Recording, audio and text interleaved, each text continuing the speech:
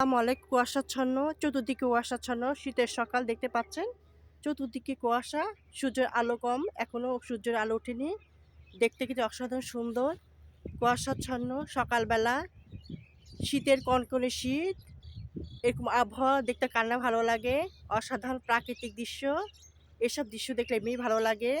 পাখির কুজান শোনা যাচ্ছে, মৃদু হাওয়া বইছে, দেখতে কিন্তু অসাধারণ সুন্দর এই প্রাকৃতিক দৃশ্য, গ্রাম্য দৃশ্য। সকালের দৃশ্য দেখতে কার না ভালো লাগে। চতুর্দিকে হাটপ্যাট শুধু কুয়াশাচ্ছন্ন পরিবেশ, দেখতে অসাধারণ সুন্দর লাগে।